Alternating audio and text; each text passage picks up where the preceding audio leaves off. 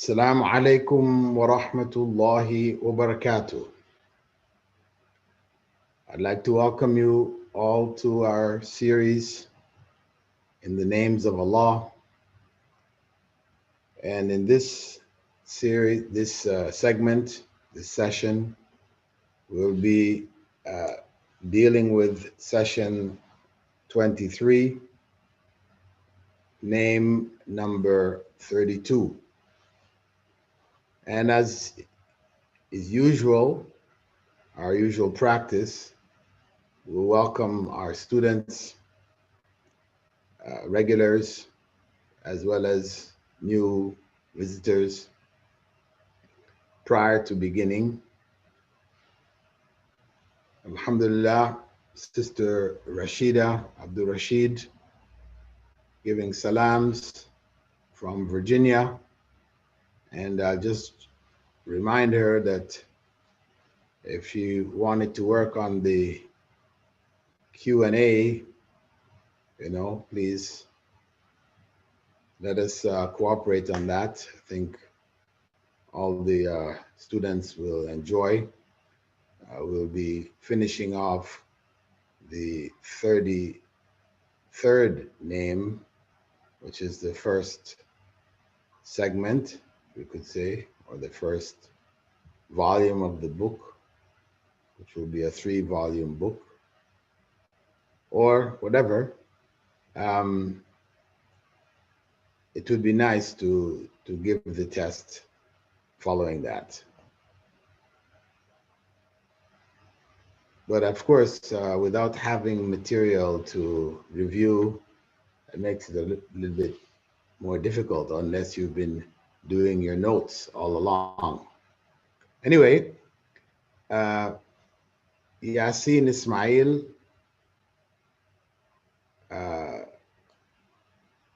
prays for Allah's protection for me and my family, and that He grant us the ability to continue to educate the Ummah, and he prays that Allah elevates us in this world and the next. From South Africa, Yasin Ismail. Beautiful dua, and may Allah grant you all of it. Likewise. Zabiba Hartman, greetings, wa alaikum salam.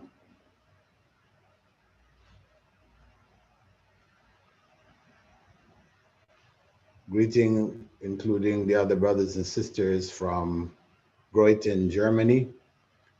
Nadira Tajuddin, Jazana wa yakum. She took the advice to join the majority of the Jama'ah for the moon sighting based on my advice coming from Sheikh bin Baz himself. Zahid Shah, wa alaikum salam, from Indian occupied Kashmir. Dawood Teti, wa alaikum salam.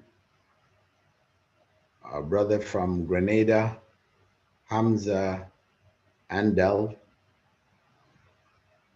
wa alaikum salam. And Brother Hamza from Grenada, inshallah, we want to try to set up an IOU learning center there in Grenada, to provide scholarships for students to study in IOU, inshallah. So we have some of our brothers from Canada are going to be engaged in this project. I hope, inshallah, you will participate likewise. Grenada is a beautiful island. Roshan Ali, wa alaikum salam. Faisal Ali.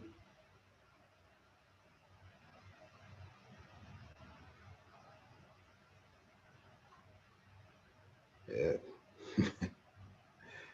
Faisal is telling me that I'm looking fit, and so could I give some health tips? Well, my main health tip is uh, just avoid junk food and don't eat too much. As the Prophet ﷺ had said, the worst thing that we can fill is our stomachs. Dick Wambos, wa alaikum salam. Buhari Abu Bakr from Germany, wa alaikum salam. Farouk from Nigeria, welcome, welcome on board. And wa alaikum salam to EN in the UK, in London. Neef Davidson, wa alaikum salam from Ohio, USA. Barakallah fikum. And Warda Binti from the UK, wa alaikum salam. Halima D, as assalamu alaikum to you too, from Arizona, USA. I think it was Tucson, Arizona. Abu Bakr Abdullah, alaikum salam.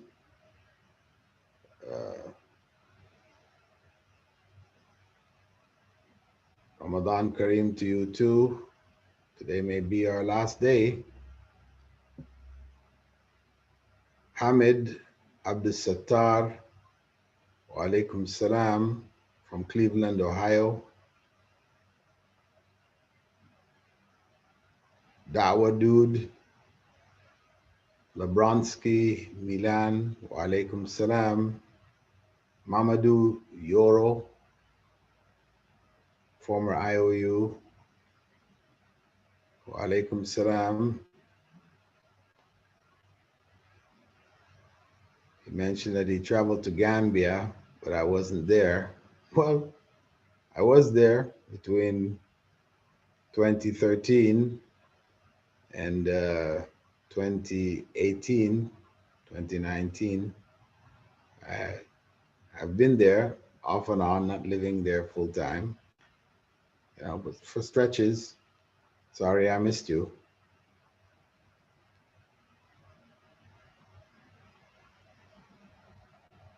Azizur Rahman Chowdhury, wa alaikum salam.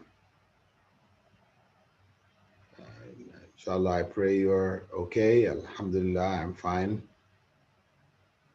May Allah protect the Ummah, our brothers and sisters in Palestine, at the forefront of the struggle for the Aqsa Masjid, the third of the three harams.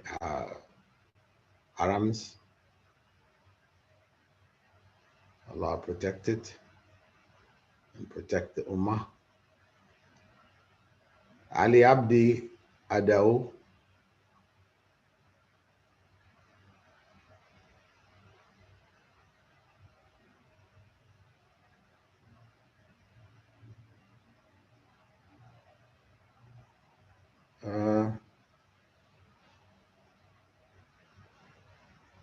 what is this? I guess it's Ali Abdi Adao is saying that he's been making notes from day one. MashaAllah. I guess with the instruction of his teacher, Sister Rashida Abdul Rashid. MashaAllah, alhamdulillah. I'm glad you've put somebody on it. MashaAllah. Maybe we can share the notes with those our regular students before testing, inshallah.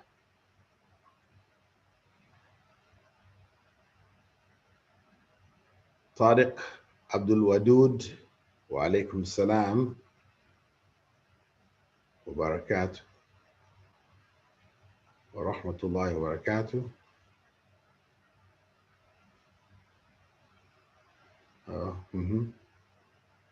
Humble Reform, wa alaikum salam, from David Brooklyn. Oh, from David in Brooklyn, New York. Inshallah, we'll begin now. It's a bit of a late start, but as they say, better late than never.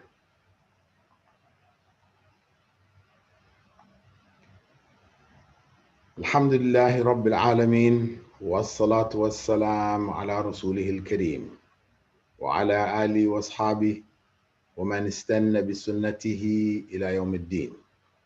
All praise is due to Allah, and may Allah's peace and blessings be on His last Prophet Muhammad sallallahu alayhi wasallam, and on all those who follow the path of righteousness until the last day.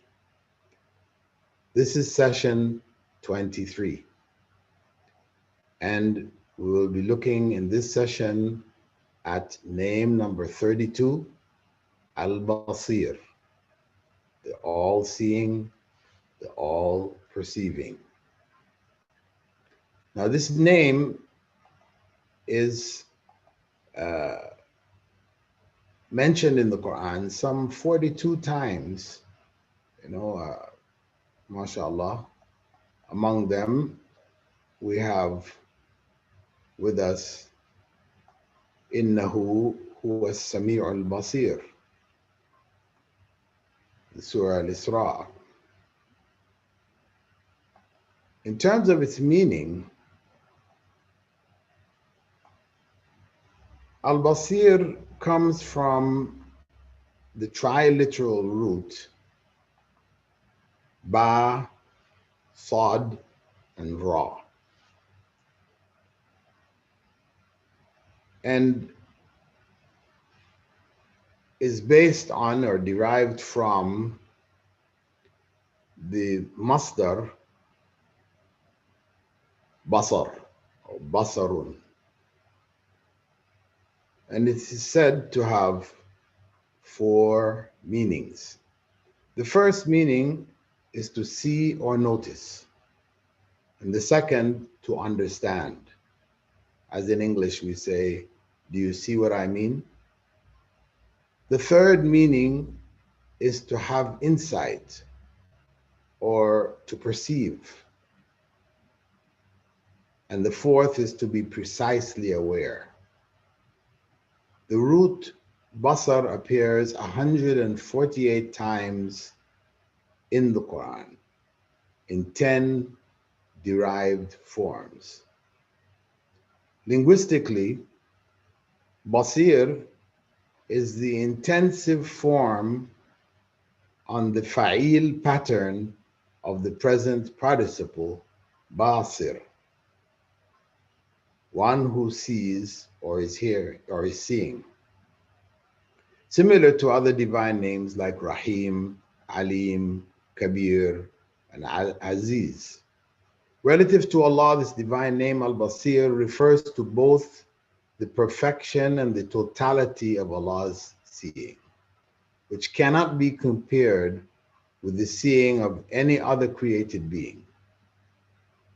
Ibn al-Qayyim, student of Ibn Taymiyyah from the 13th century, 13th, 14th century, described the meaning of Al-Basir as the one who, due to the perfection of his sight, sees the details of the creation of a small ant's limbs and body parts, its flesh, blood, brain, and its capillaries.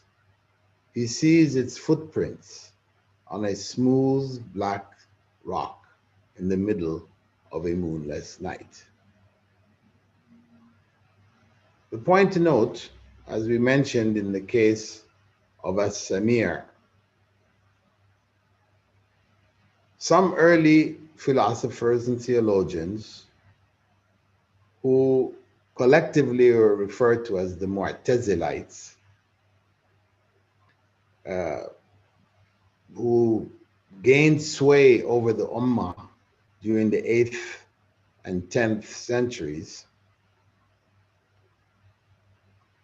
were influenced by Greek philosophy, which led them to deny both the divine name Al-Basir, the all-seeing, as well as the corresponding attribute of seeing, on the basis that seeing requires seeing apparatuses, that is, eyes, in creatures. Therefore, if we attribute seeing to Allah, it implies that Allah has eyes or seeing apparatuses of some sort, like His creatures. Consequently, they claim that this divine name was a purely metaphorical usage of the meaning all-seeing, not to be taken literally, and that its actual meaning is all-knowing. However, as was previously stated, we already have a clear statement of Allah on this matter, which we can apply as a general rule in all such circumstances. لَيْسَ كَمِثْلِهِ شَيْءٌ وَهُوَ السَّمِيعُ الْبَصِيرُ. There is nothing similar to Him, but He is the all-hearing and the all-seeing. Allah puts it clearly, briefly, and easily comprehensible for those who want to comprehend, for those who want to argue, for those who want to find other aspects, inners and the outers and the whatevers. Of course, yeah. Everything becomes confusion. Everything becomes unclear. So on one hand, in this verse, Allah denies that any part of His creation resembles Himself. That's clear. لَيْسَ كَمِثْلِهِ شَيْءٌ. And on the other hand, He affirms that He sees all and He hears all. وَهُوَ السَّمِيعُ الْبَصِيرُ. As-Sami', the all-hearing, Al-Basir, the all-seeing. So He affirms these attributes after saying there's nothing similar to Him. So the question which the philosophers want to dabble in is how Allah hears and sees. But this is not for us to contemplate, to debate or investigate, as we can never find out. In reality, knowing the hows would make us equal to or even greater than Allah. May Allah protect us from such misguided thoughts. In the Prophet ﷺ's description of Dajjal, the Antichrist, he said, "Innahu a'war." He is blind in one eye. Wa inna rabbakum laysa bi'a'war. And your Lord is not blind in one eye. The Prophet ﷺ didn't have any problem clarifying in this fashion, speaking in Arabic to people who understood Arabic, who were not Greek-based philosophers, but who took Arabic as it was. Consequently, Orthodox mainstream Muslim scholars affirmed that Allah has eyes befitting His majesty and divinity, without going into any details of what they look like, how they operate. Like the proverbial eye of the storm. We use this phrase in English, and nobody thinks that if we go and look, we're going to see an eye with eye apparatus and all this. We don't. We just talk about the eye of the storm, the center, the main point, focal point. Inna lillahi wa inna ilayhi raji'un. Anyway, let's move on to Ibn Battal's 4 principles. The first of which is to adopt where applicable. Subhanallah. As Allah sees all of our suffering and alleviates it in the best ways possible, we likewise should see to those in need in our locality as well as all around the world. We should support relief organizations and charities engaged in tackling various crises and natural calamities, wars, famines, etc., by setting up, funding, and running charitable projects in every corner of the world. In this way, we're acting like Al-Basir, but on our level. So we should be motivated by this divine name, Al-Basir, to strive to become among those few righteous souls who have dedicated their lives and resources to alleviating the suffering of humans, which exist everywhere on earth and in all levels of society, rich and poor. We saw the early companions reaching out to help those who were struggling. Abu Bakr buying the freedom of Bilal, and so on and so forth amongst the companions. They understood this from the very beginning. As Al-Basir not only sees our calamities, we should not only see the calamities around us, talk about them, etc. What does Al-Basir do? He finds solutions. So we also should find solutions for those who are in trials around the world. So we should adopt this divine name by looking out for needy Muslims of our own localities, as well as Muslim and non-Muslim communities around the world, because help is to humanity. Of course, we begin with our own family and we go outside of it, but we should begin at home. As they say, charity begins at home. And Nu'man ibn Bashir, he quoted the Prophet ﷺ as saying, "The similitude of believers in regards to mutual love, mercy, and mutual affection is that of one body. Mathalul jasadi, when any of its limbs ache, إذا اشتكى منه عضو, the whole body aches. تداعى له سائر الجسد بالسهر والحمى. The rest of the whole body aches due to sleeplessness and fever." This is the similitude which the Prophet ﷺ gave of the Ummah.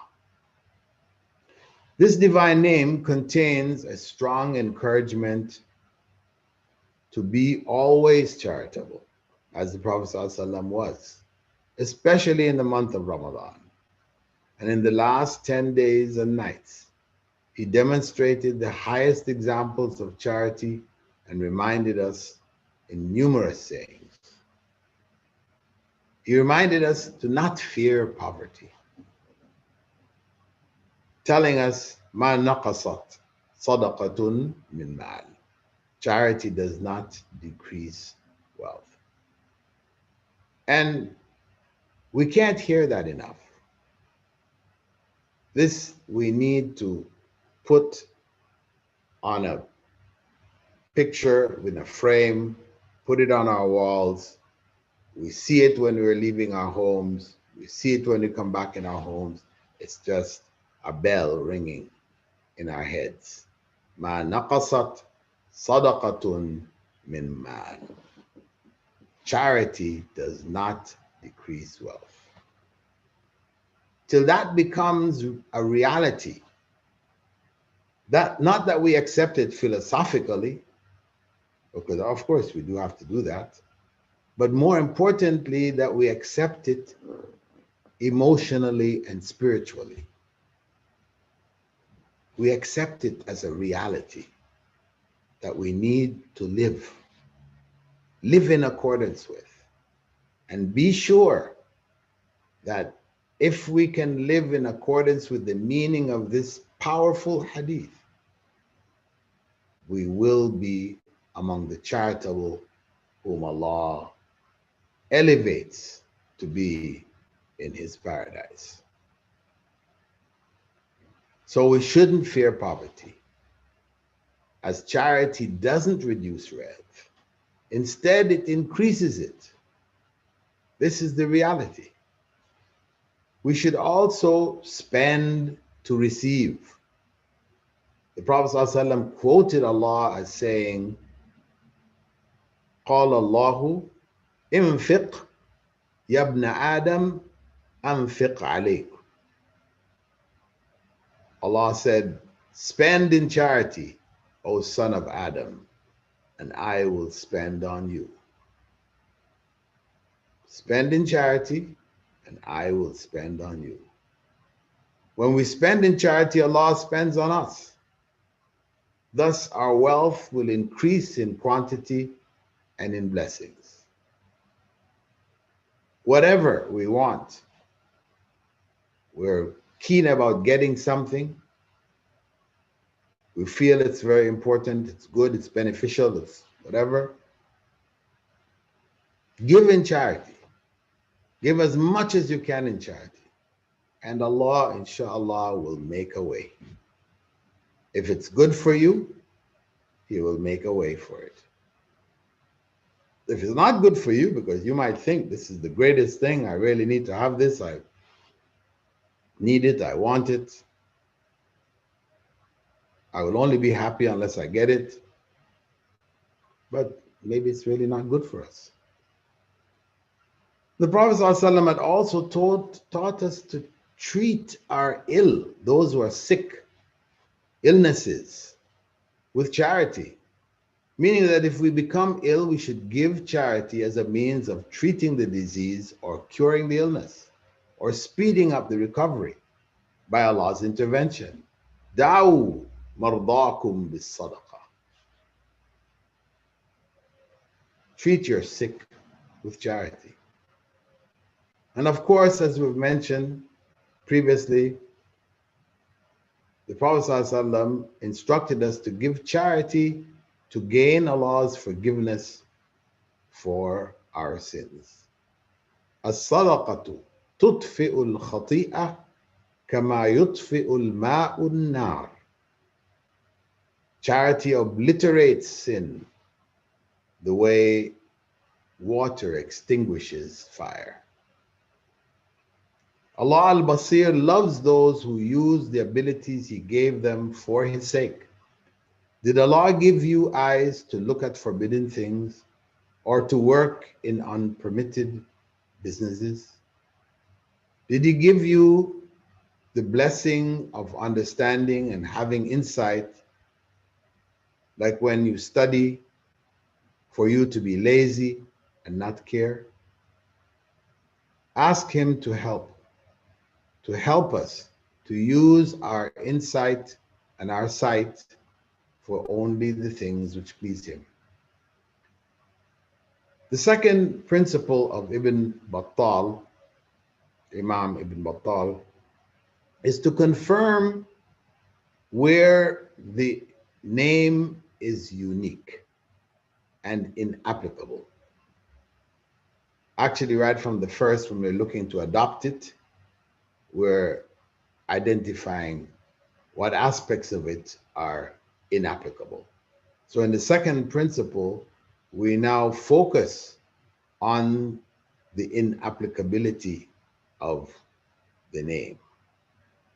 What aspects of it are so unique that human beings cannot claim this for themselves or for the creation.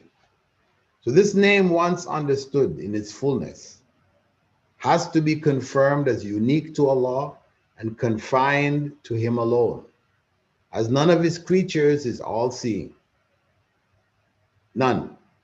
Even the angels in their splendor and greatness, as described by the Prophet ﷺ, who said, I have been granted permission to speak about one of the angels of Allah, one of the bearers of the throne. The distance between his earlobes and his shoulders is the distance of 700-year journey, of a 700-year journey. That's just inconceivable. In spite of that, they are all not all seeing. They can only see of Allah's creation what He permits them to see. Instead, the believers should be highly motivated to focus on the positive side of the fact that Allah sees us all the time and strive for the highest levels of excellence in faith, known as ihsan. Ihsan, as we remember, is to worship Allah as if we see Him. And even though we don't see Him, we worship Him knowing that He sees us. This is that level that is called the level, spiritual level known as muraqabah, or this activity of being conscious of Allah, watching us, being aware of whatever we do. This state of muraqabah causes us to be deliberate in our decisions, not hasty, rushing, jumping into things, taking steps carefully, thinking about the consequences. This is the way the believer is supposed to be.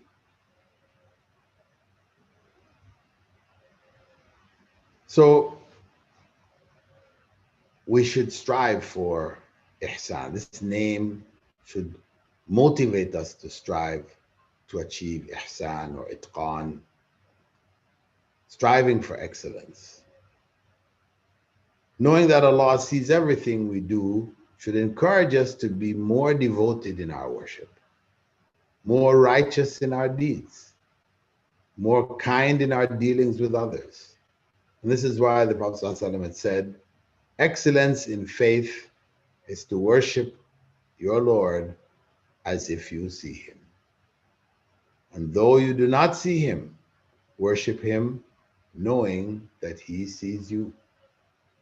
We should strive for ihsan in every act of worship we engage in. Otherwise, what is the point? Who are we fooling? The Prophet ﷺ informed us that some people pray and no reward is recorded for them. The companion of the Prophet ﷺ was told to repeat his prayer 3 times, because each time he repeated it and came back, the Prophet ﷺ sent him to do it again, because his prayer was of no value. So what does that tell us? That cultural Islam consisting of empty rituals has no value in the sight of Allah. And of course, excellence in the workplace, we've spoken about the excellence imperative, is not restricted just to our religious duties, but it is just as much required in our businesses and offices. On many occasions, when I was involved in da'wah in businesses in Riyadh, Saudi Arabia, working with da'wah to non-Muslims, in these companies, and this was like in the 80s, early 90s, these companies the people working there would derisively comment to me that their bosses and their senior management pray all the time, but they don't do their jobs properly and they don't pay them on time. So what message are we sending to them? We're turning them off Islam by not treating them in the way which Islam calls to, paying them before the sweat dries on their forehead. No, we're delaying their payments. Even people are making business out of that. It's a big problem which existed in Saudi Arabia and in the Gulf in general, where the financial departments were delaying the salaries so they could get interest off it before paying the workers. A'udhu billah. Workplace protocol requires that workers work as hard as possible when the boss is around and relax when he is not. This is the standard cat and mouse game. When the cat is away, the mice will play. A Muslim worker is required to work hard all the time. Otherwise, his salary is haram based on his contract. The Prophet Muhammad ﷺ quoted Aisha, the Prophet ﷺ was quoted by Aisha radiallahu anha as saying, Inna Allah ta'ala yuhibbu idha amila ahadukum amalan and yutqina. Indeed, Allah loves. Allah Most High loves. Whenever any one of you does something, he or she perfects it. That is, they do it to the best of their ability. This is the proper work ethic for the Muslim, based on the divine name Al-Basir. The third principle of Ibn Battal is finding hope where there is promise. The fact that Allah sees all things should encourage the believer to persevere in spite of difficulties or injustices. As the all-seeing Al-Basir, he reassures us that nothing escapes his sight. Everything will be accounted for. All wrongs will be made right, even in this life or at the end of this life. It is this hope which gives us the strength to persevere patiently. Allah al-Basir reassured the Prophet ﷺ saying, وَاصْبِرْ لِحُكْمِ رَبِّكَ فَإِنَّكَ بِأَعْيُنِنَا. So wait patiently for your Lord's decree, for surely you are in our sight. We should trust in Al-Basir at all times. This is part of the promise that exists in Basir, which what it should produce in us. It should produce trust in Allah. Al-Basir, this trust, is the foundation of hope in all circumstances, because where do we get hope from? When we trust that things will be in a certain way, in a way that we need them to be, then we have hope. When we don't trust, then you can't have hope. You have distrust instead.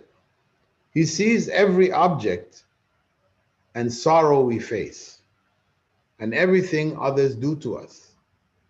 He, Al-Basir, is the only one who only gives us what is good for us at all times. Therefore, we have no choice but to submit and put our trust in him only. Al-Basir says, Tawakkal ala al-Aziz al-Rahim. Put your trust in the mighty, the merciful. Alladhi yaraka hina taqum wa taqallubaka fi sajidin. He who sees you when you stand up to pray and in your prostration among those who bow in prostration.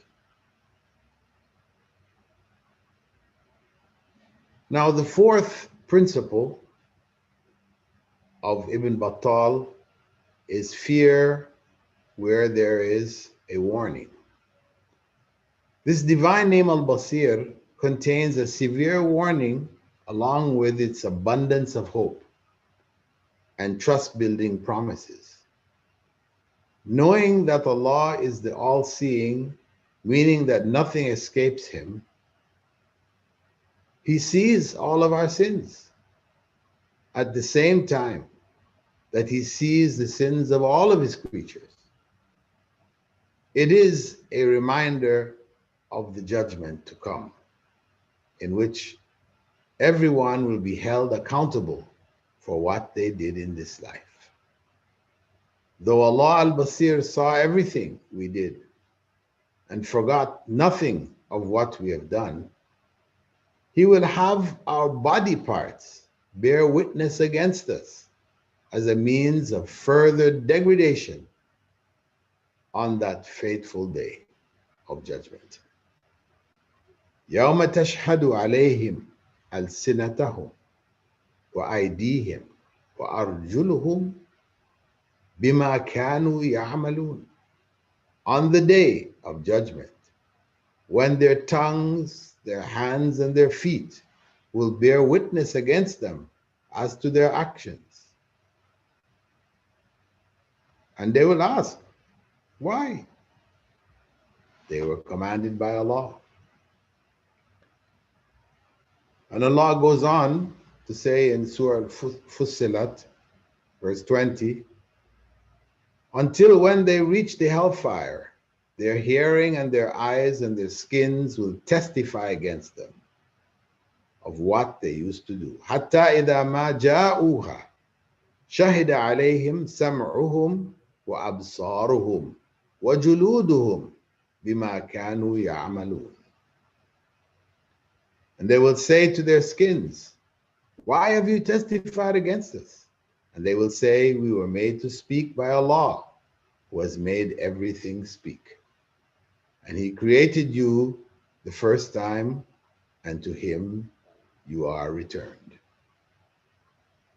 Therefore, this warning of a coming time in which our body parts will witness against us, added to the fact that Al-Basir saw it all, should make us worried and cautious.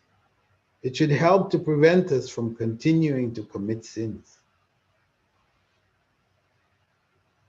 Consequent to all of this, we should seek refuge in Al-Basir, because there's just so much out there, so much we don't control, so much we suffer from all sides. If we just focus on our problems, then it seems there's no way out. But we are encouraged to seek refuge in Al-Basir. Since Allah is taking everyone to account for everything we do, there is no escape from Him except to seek refuge from our own sins, all of which He has already seen. Allah and His Messenger have taught us to do that by seeking refuge in Al-Basir using al-isti'adha, that is saying, A'udhu billahi minash shaitanir rajim. I seek refuge in Allah from Satan the cursed. Seeking refuge in Allah has also been prescribed in some Quranic verses as a means of warding off evil forces, demonic forces, devils, which may drag us into sin and even shirk. If Satan touches you, seek refuge in Allah. Surah Fussilat, verse 36. وَإِمَّا يَنزَغَنَّكَ مِنَ الشَّيْطَانِ نَزْغٌ فَاسْتَعِذْ بِاللَّهِ إِنَّهُ هُوَ السَّمِيعُ الْعَلِيمُ. He is the all-hearer and the all-knowing knower. And in Surah Al-Mu'minun, verse 97, وَقُلْ رَبِّ أَعُوذُ بِكَ مِنْ هَمَزَاتِ الشَّيَاطِينِ وَأَعُوذُ بِكَ رَبِّ أَنْ يَحْضُرُونَ. Say, my Lord, I seek refuge in you from the prodding of the devils, and I seek refuge in you, my Lord, from their assembly and their presence. On one occasion, Prophet Muhammad ﷺ had said regarding a man whose face had become red with anger, ready to explode, إِنِّي لَأَعْرِفُ كَلِمَةً لو قالها لذهب عنه الذي يجد. Indeed, I know some words which would cause his anger to subside if he said them. He went on to say, he should say, A'udhu billahi minash shaitanir rajim. This is something all of us end up in anger. Whether it's at our wives or husbands, at our children, our relatives, even our own parents sometimes, anger. Not that we should say anything, but anger is all around us. And that's why the Prophet ﷺ had said that the truly strong person is the one able to control his anger. You know, and control of anger is not something which comes overnight. It's something we have to work on, strive for, but it is attainable. And one of the ways to help us manage this anger, anger management, is to say, A'udhu billahi minash shaitanir rajim. Say it, understand it, and mean it. It is authentically recorded that before the recitation of the opening chapter of the Quran in our formal prayers, in the salawat, the Prophet ﷺ used to say, A'udhu billahi minash shaitanir rajim, min nafkhihi wa nafthihi wa hamzi. I seek refuge in Allah from the pride, poetry, and prodding of Satan the cursed. Something worth adding to our prayer supplications, as it is full of meaning and depth, tackling the challenges that we face with the satanic forces around us. Among the most powerful Quranic formulas for seeking refuge are the last two chapters of the Quran, collectively referred to as the Mu'awwidhatan.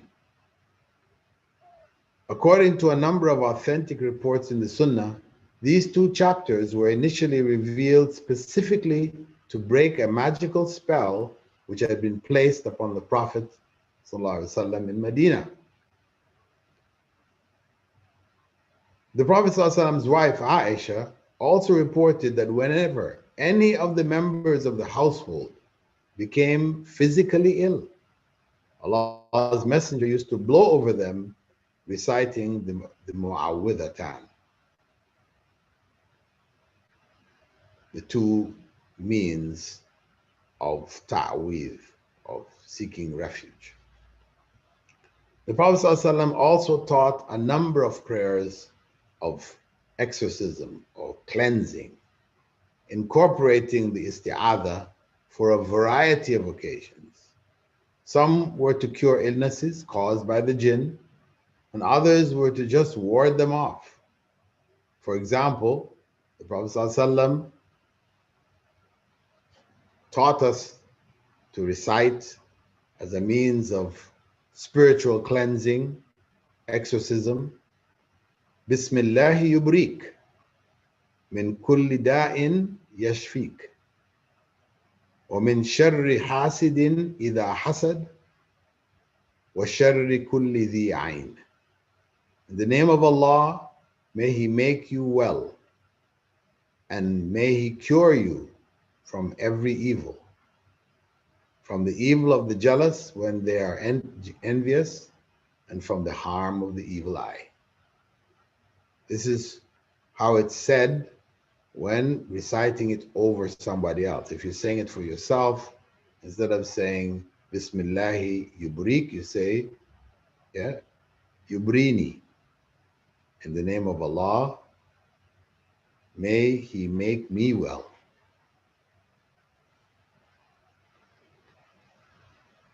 He also said, Bismillahi arqiq.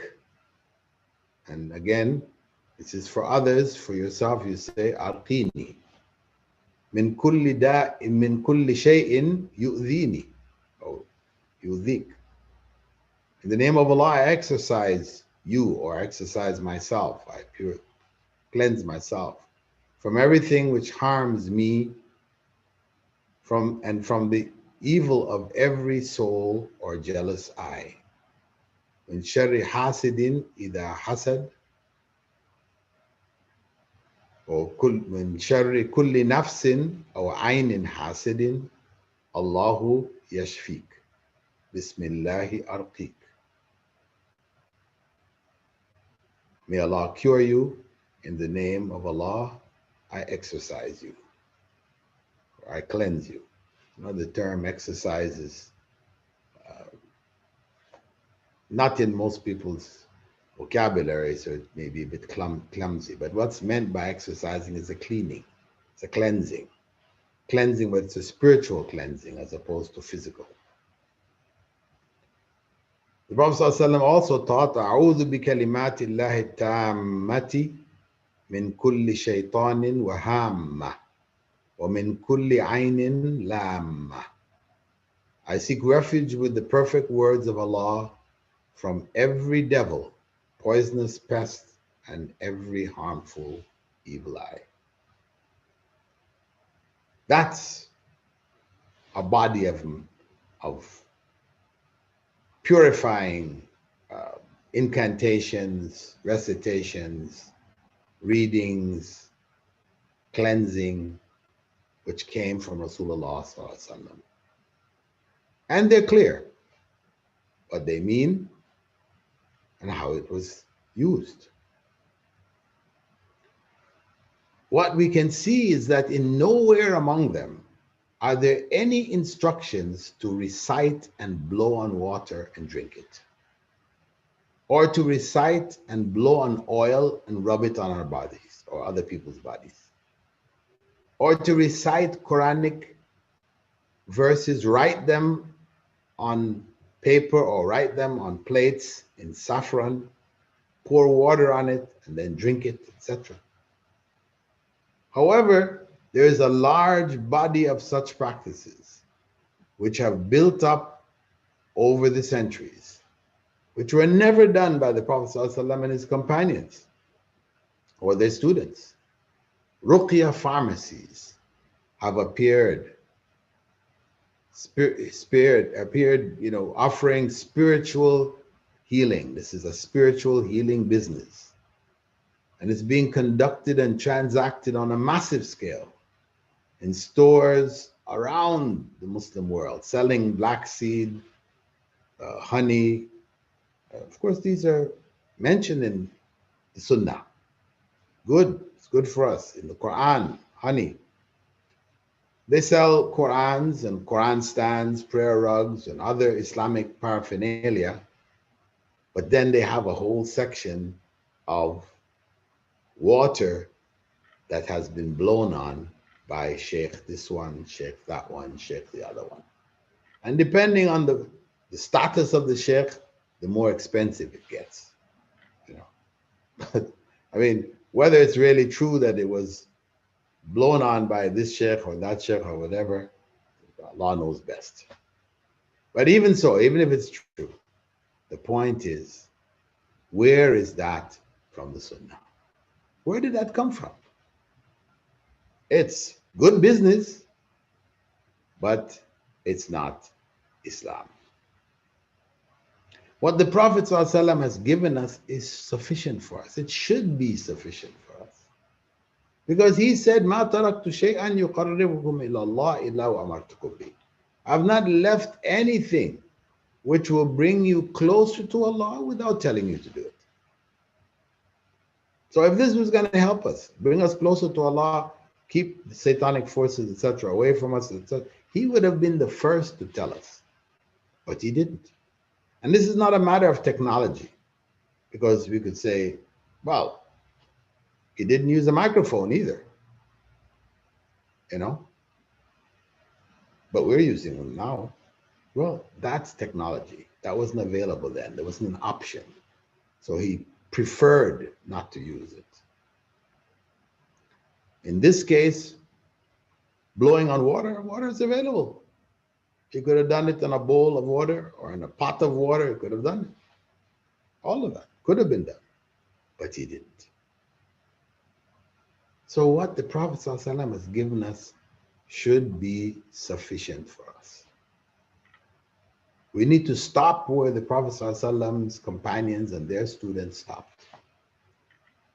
As there is already more than enough in the authentic Sunnah to fulfill our needs for spiritual treatment or spiritual ailments. More than enough. And yes, Sheikh Fulan, Sheikh Allan may have done it or does it or whatever, but in the end we have to ask, did Rasulullah ﷺ do it? And if he wasn't doing it, then it's better not to do it. His sunnah is sunnah tarkiyah here, the sunnah of not doing it. And that's what we need to follow. So we'll close our session calling on Allah using these names. O Allah, Ya Basir, we know you see every breath we take and every move we make. So please help us to be conscious of our deeds and to use our sight and insight only in the ways that please you. Ya Basir, make us grateful for the blessings of our senses by using them in ways pleasing to you, and protect us from all evil deeds connected with them.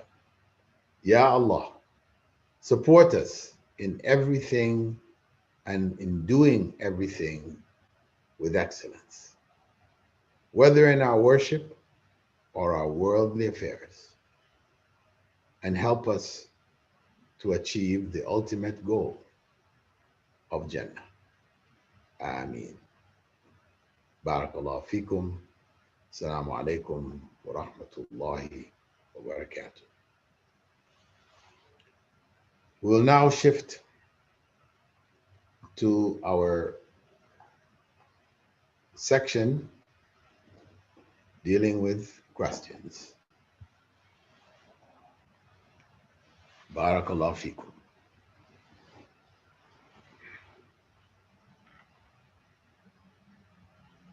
First question from Madiha Shafkatis. Is it necessary to stand all night in Laylatul Qadr? You don't know which one is Laylatul Qadr anyway, so that's not the case. And to stand all night, meaning to stand in prayer all night, is that necessary? No.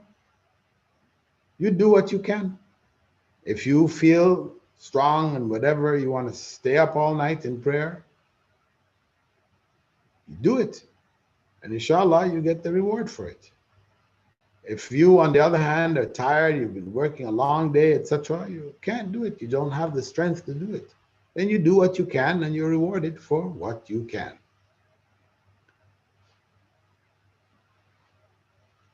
What can we as an ummah do to help the current situation al-Quds? Make dua. What should we do? That's another story. What should the ummah do? The ummah should come together and fix that situation. You know, as Erdogan, ruler or prime minister of Turkey, is saying, if Al-Aqsa falls, Medina is going to fall next. And if Medina falls, Mecca is going to fall next. So we have to draw the line. Al-Aqsa, the third of the three holy masjids in Islam. Holy in the sense that we are specifically rewarded for setting out in journeys to them. Other masjids, the people are going left and right and where saints are buried and all kinds of things, but this is not from Islam. This is just people's doings. We need to defend Al-Aqsa. But we as individuals, we can talk all we want. We can post on Facebook, we can post on Instagram, we can post on YouTube and post and post and post and post. But it's not going to change the reality. I'm not saying don't say anything, of course, but don't waste massive energies, jumping up and down with your placards and marching and getting into fights with the police and people getting killed unnecessarily. No, we don't need to go there. What we can do is to do our best to uplift the ummah where we are. An uplifted ummah, an elevated ummah, in the future can come together and deal with such problems. When we were one ummah, they call it the empire of faith. We were one empire of faith. Whether it was under the Umayyads or the Abbasids or the Ottomans, when we were one ummah, then the world could not harm us individually. Because if any part of that ummah was hurt and the people cried out, it was heard, the message got back, the ummah came behind them. Today, one nation amongst the Muslim world can't do anything, can't actually step in and say, stop. They can't. So all they can do is appeal in the UN and, make statements. And US can support or not support or whoever, this country or that country. But in the end, it's saying that we know it's not right, it shouldn't be done, we've said it. But we need to do more than that. And that can only be done by us focusing on our own areas, the areas of influence that you and I have. For me, the university, the International Open University, this is my effort for Al-Quds. Elevating the Muslim Ummah, giving them knowledge, providing them with this knowledge so that they could, in the future, turn things around. Bring the Ummah back together again as one. Having that consciousness. So this is my contribution. And similarly, you, wherever you are and whatever you're doing, support, whether it is sending financial aid to organizations that are working there, helping our Palestinian brothers and sisters who are suffering, not getting the vaccines, the AIDS, the COVID, the vaccines, etc., and left out, homes that are being taken, stolen right under their eyes, driven out of their lands. A'udhu billah.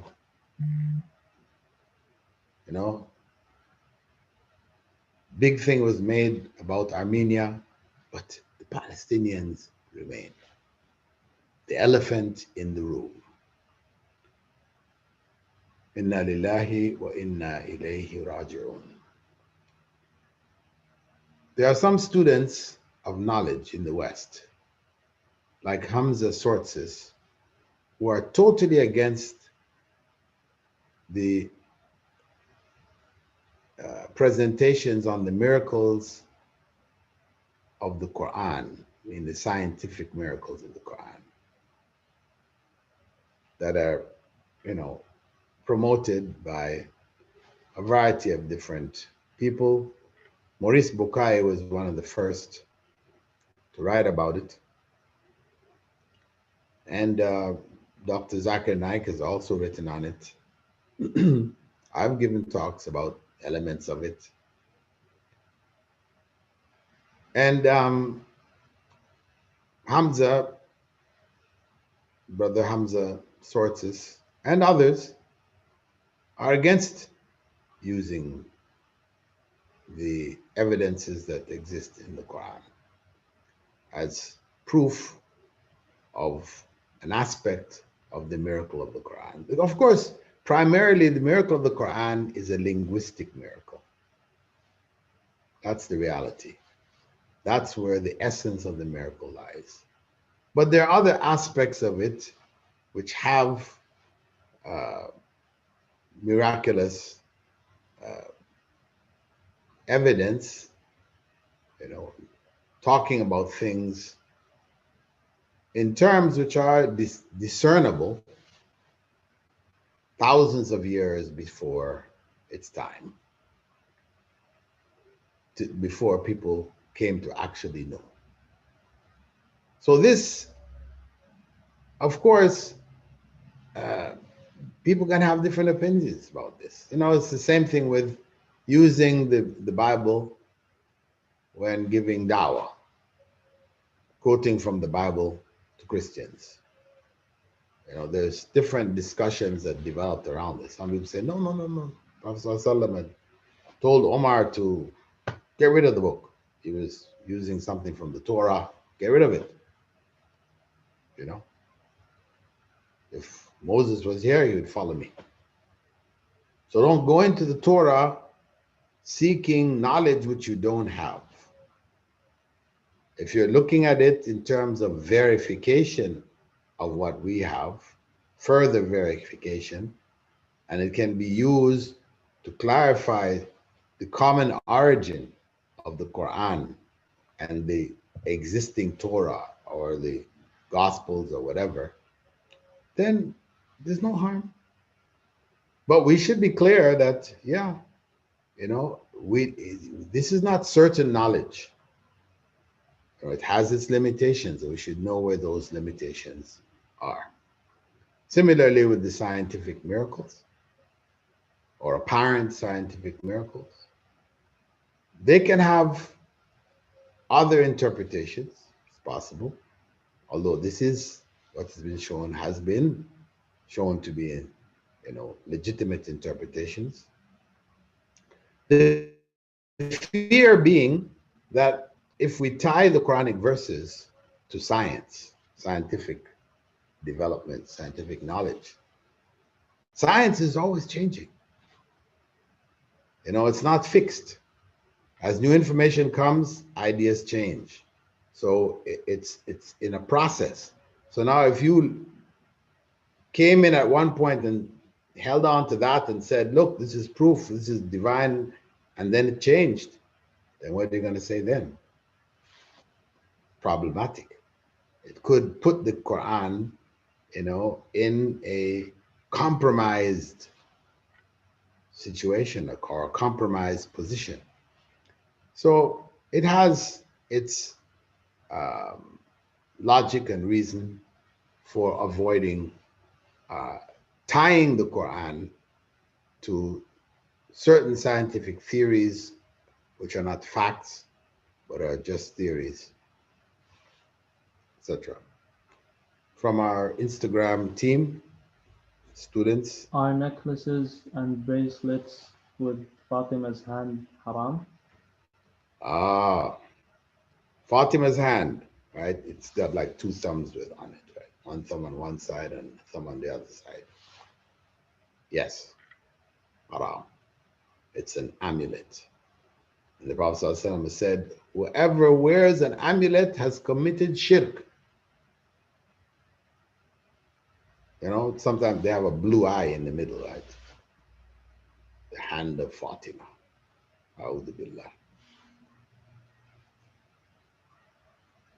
Nadira. It's offering to do transcriptions of the 7 under the shade of Allah during her semester break. Okay. Getting access to the lectures. The route would be to contact my personal assistant, Sister Iman, at pa.a.c@iou.edu.gm.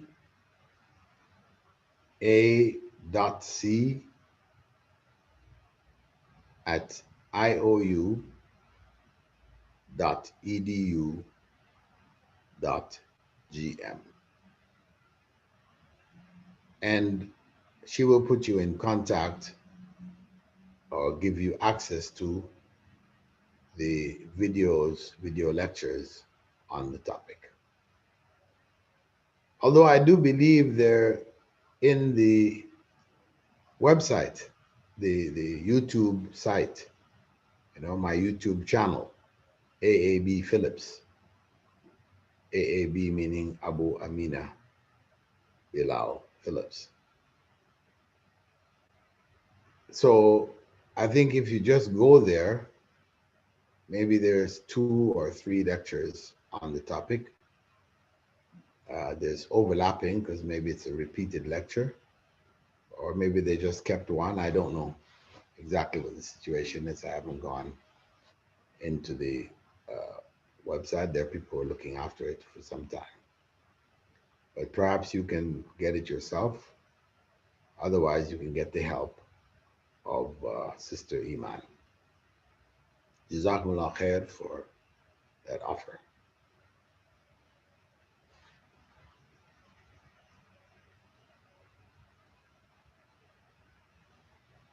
Okay, from Instagram, do we have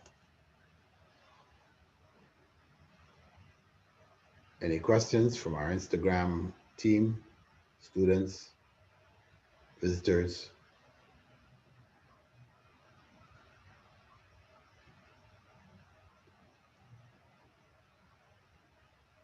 No? Can you please explain the history of Masjid al-Aqsa?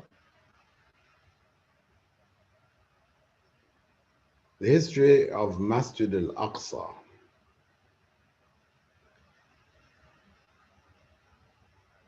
I personally don't know all of the history. When Muslims took over that part of the world, the masjid was re-established there. I don't know whether there was a structure that they added to, etc., but it was an estimation. The area was known. There was already a church there, and where the masjid was built was away from the church, and Omar ibn al-Khattab, the caliph at the time, had been very careful to make sure that the church was not demolished in order to re-establish Masjid al-Aqsa. That's general information that I recall. Okay, Bibi Salma Ismail, do angels come to the home when people have pictures?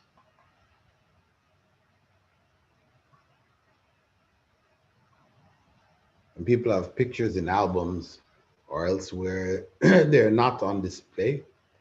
I mean, of course, this is in reference to the fact that the Prophet ﷺ had said that the angels of mercy, don't enter into homes in which there are pictures. And it's understood from it that it was pictures on display, hanging pictures. And that's images of living beings, human beings, animals, etc. So if it's kept out of the way, it's not held up and displayed, etc., then inshallah, this doesn't violate the principle that the Prophet ﷺ had given. Sean Muhammad Can I use oils on my beard? Will it affect my wudu? And can I use a brush made of boar's hair bristles? Yeah, you can use a brush made of hair bristles. The boars are not pigs. And maybe they call them wild pigs, etc. They do have similarity in look, but we're allowed to hunt boars and eat them. Um, the first part of the question, using oil on beard, yes, you can. You know, if you using oil on yourself, etc., in your hair, you want to put it in your beard, it's no harm. It's enough that you put your fingers through your beard, wet hands, when making wudu.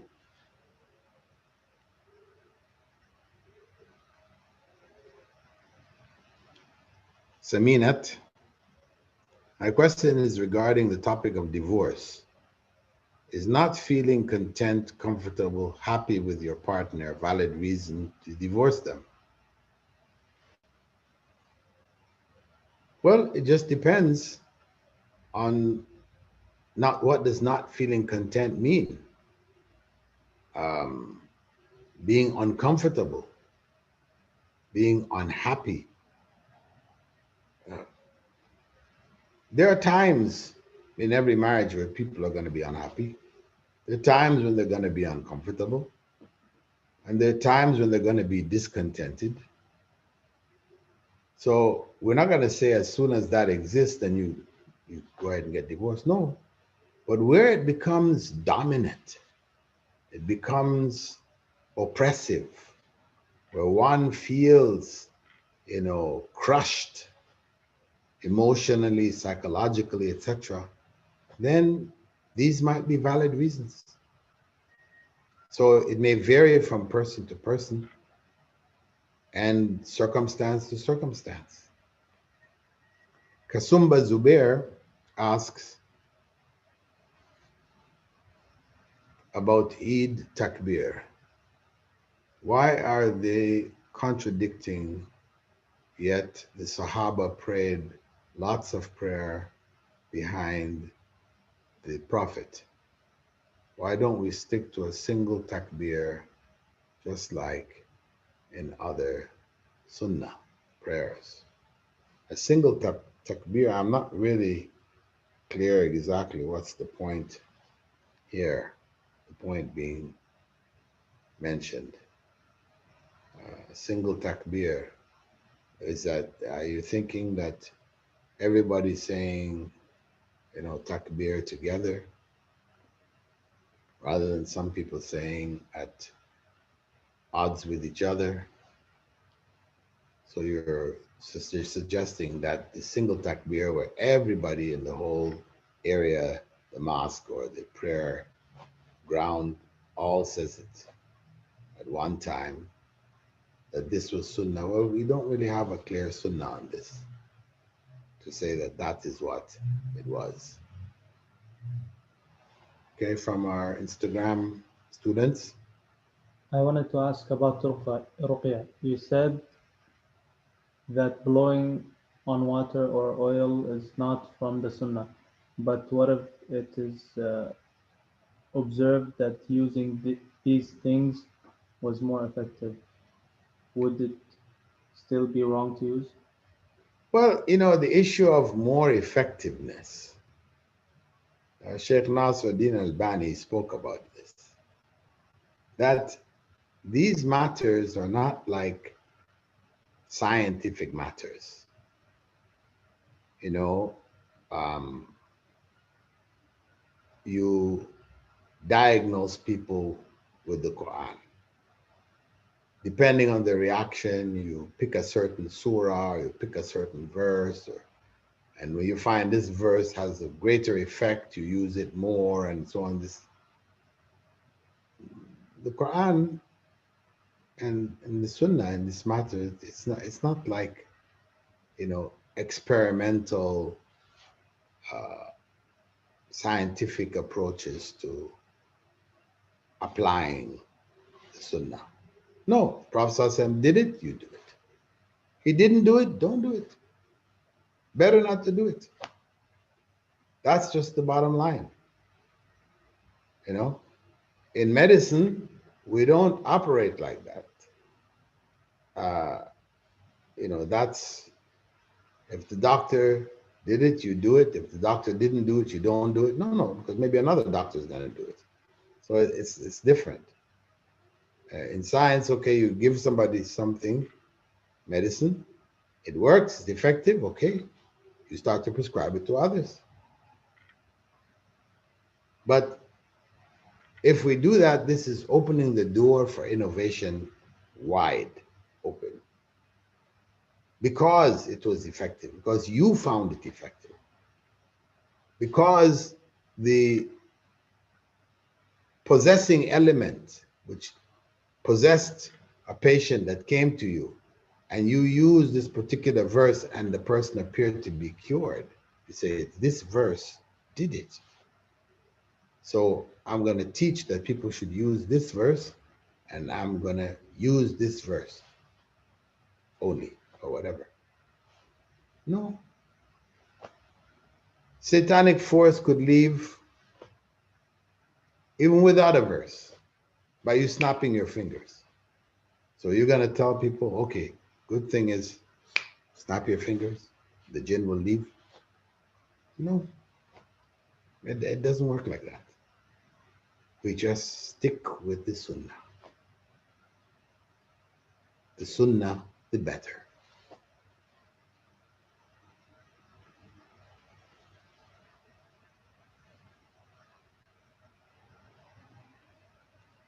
Said. How about Arafah? If in Mecca is the 9th, and at our home it's the 8th. Wow, we're all the way to Eid al-Adha. Anyway, can we fast on Arafah? And if so, can the following day be Eid? I can hardly even digest this question. If it's 9th in Mecca and it's 8th at home, you go with Mecca. You are there in Mecca, you do what the Meccans do. This is the point. Dawah dude, how evil eyes harm others? Is there any scientific reasoning?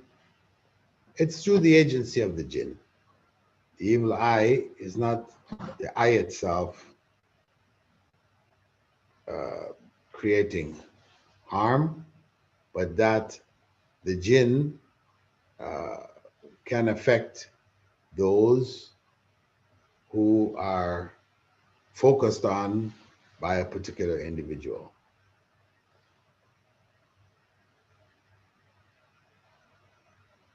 Rashida Abdul Rashid, I'm working on the test. How would I send it to you? Use the same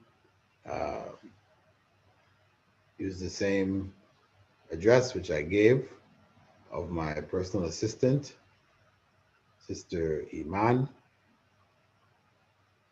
pa.c@iou.edu.gm. And I'm glad to hear that you're working on the test. And just for those of you that might be worried, Sister Rashida is one of the instructors at IOU. So you can be assured that her tests will be appropriate. I will look over them also.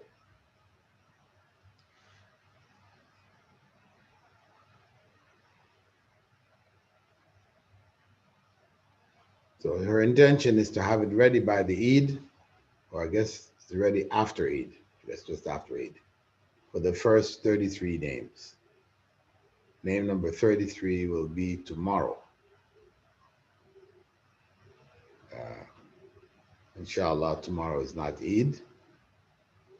If it's not, then name 33 will be tomorrow. Stella, is it haram to sell cats? No, it's not haram to sell cats.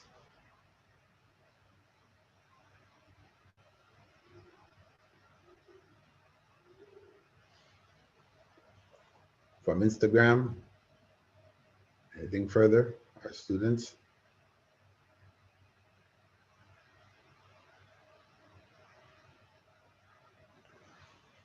Okay, question from our YouTubers, YouTube students.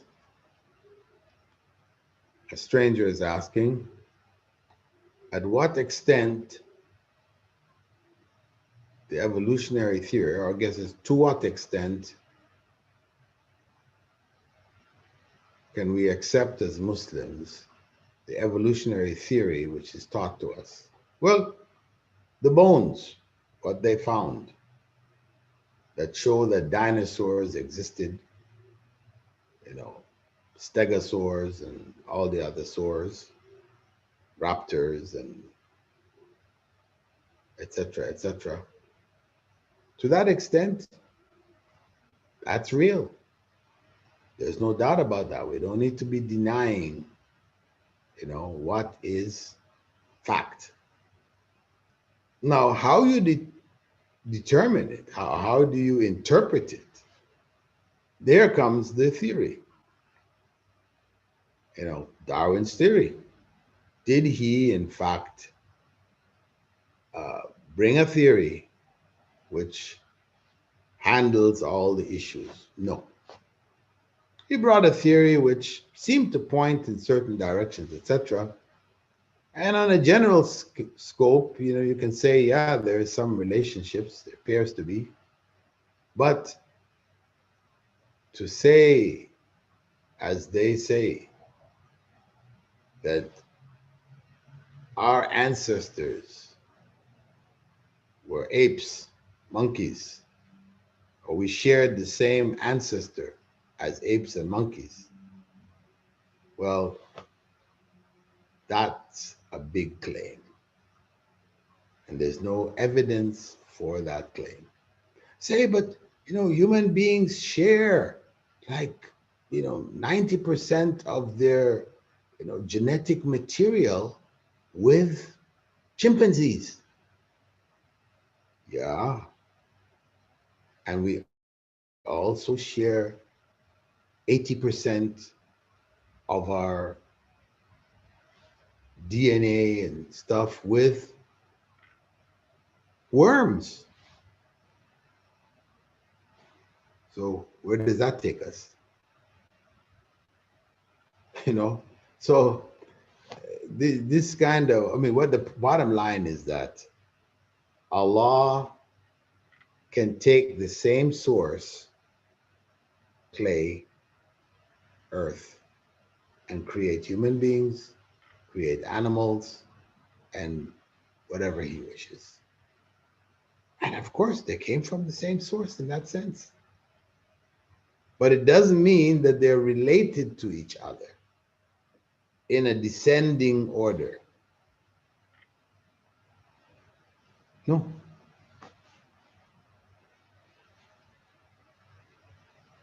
Question from the Instagram. Is it permissible to donate sperm? Is it permissible to donate sperm? To donate sperm to impregnate your wife is permissible. To donate sperm to impregnate somebody else's wife is impermissible. Not allowed. The only IVF procedure which is permissible is sperm of the husband, ovum of his wife, put into the womb of the wife. Even if he had two wives, to take the sperm and the ovum from one wife and put that combination, you know, once the ovum is fertilized, put that now in his second wife's womb, not allowed. Haram, Islam. The only acceptable route, this is facilitating pregnancy for a man and his wife. That's all. It's not, an open women becoming, birth mothers of people coming from here, there, and everywhere. Business. It's become big business. Many countries. No, forbidden in Islam.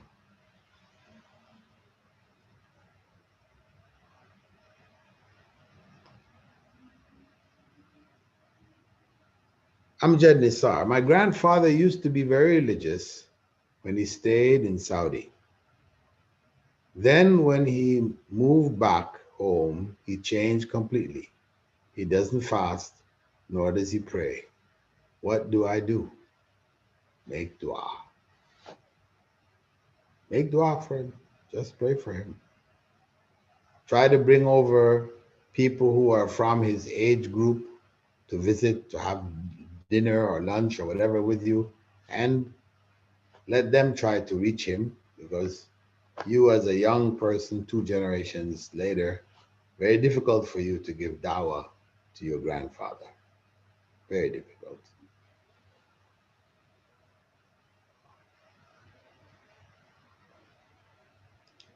Sumaya asks, can we celebrate Eid even if the mosque predicted it and didn't actually see the moon?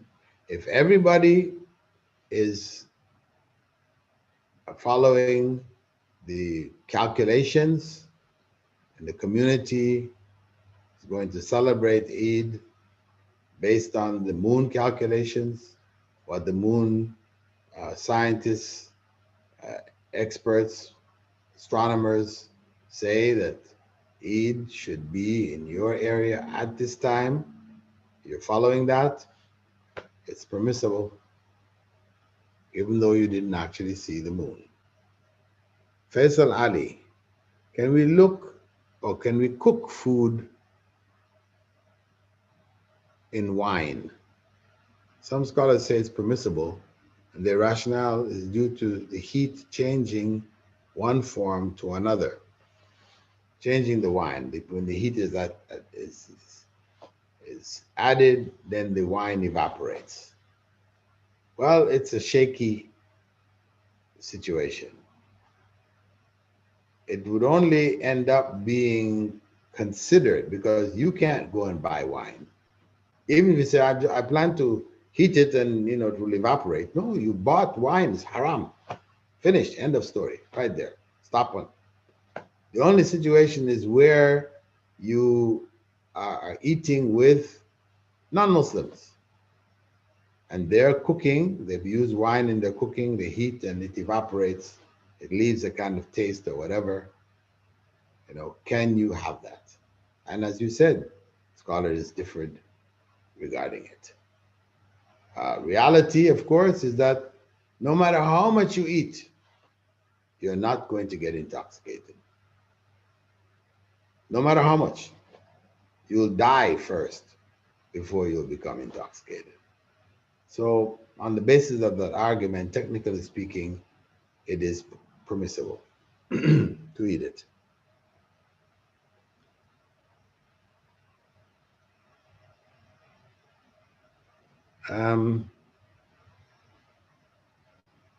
Bibi Salma Ismail, is it real trust in Allah when we put out our trust in Allah, but we are sad, but not angry in our different tests or about our different tests in life?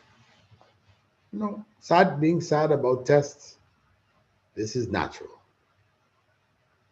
We can still be trusting in Allah, but sad about tests. These two are possible.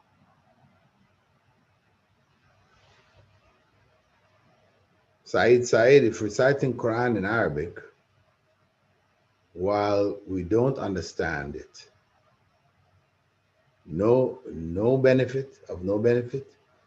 What is the meaning of the hadith which says we shouldn't make our houses like graveyards? Read Surah Al-Baqarah in them.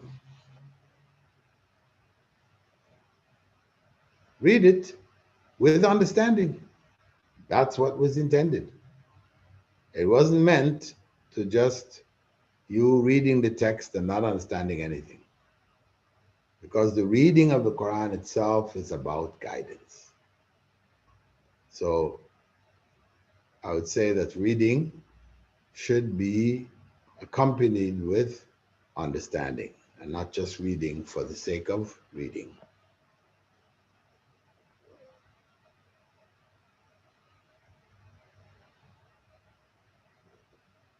Estella asks, my dad asks, what do you use in your beard? I use dark brown dye.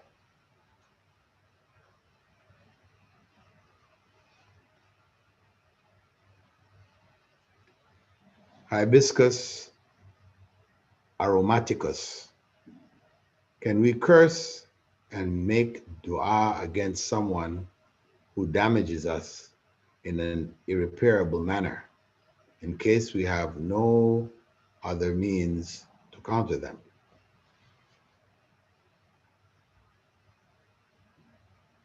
Ask Allah to curse them. They've done evil to us, against us. Yeah, it's permissible to do so. We may, well, of course, we can ask also Allah to forgive them. You know, looking at your circumstance, you can decide. Sometimes it's better to just forgive them, forget it, go to sleep with a peaceful heart, and to keep that there boiling away, bubbling, you know, never at rest. Super PACs, will you provide your ilm from books to lectures to Persian, because people are suffering from ignorance and batil knowledge, false knowledge? Sure, translation into Persian, ahlan wa sahlan. I'm happy to work with anybody who wanted to do that. Translation into any language. This can help to get the message further and further. I'm fully supportive. Any questions from Instagram?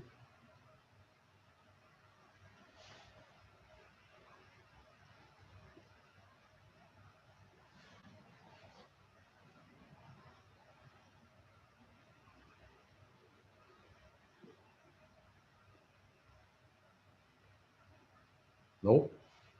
Inshallah, and we'll close our session.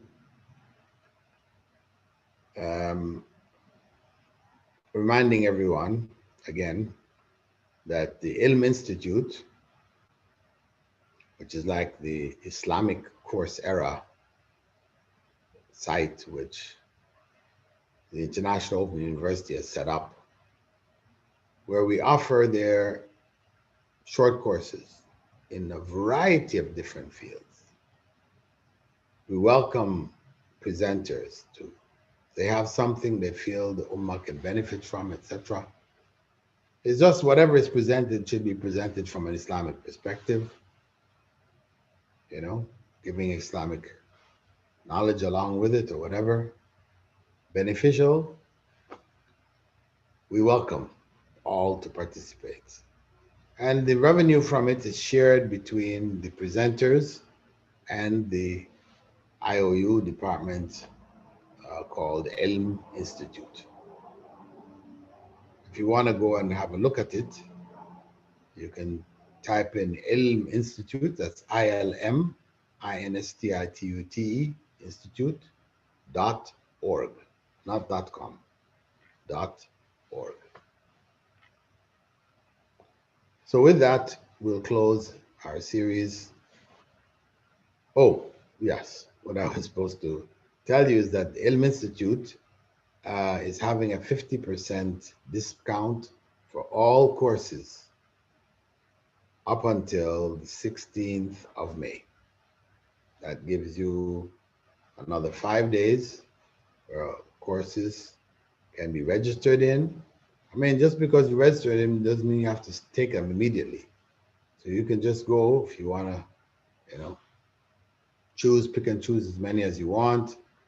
You've got half price, just choose them, uh, pay for them, and then you study them, over the next 6 months, whatever, having gotten them at a discounted price. Ahlan wa sahlan. So we'll close up now. Subhanaka Allahumma wa bihamdika. Nashhadu an la ilaha illa ant. Nastaghfiruka wa natubu ilayk. Assalamu alaikum wa rahmatullahi